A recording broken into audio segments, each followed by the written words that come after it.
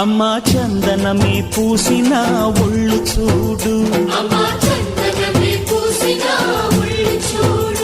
అమ్మా పున్నమి పుట్టిల్లు ఆ కళ్ళు చూడు,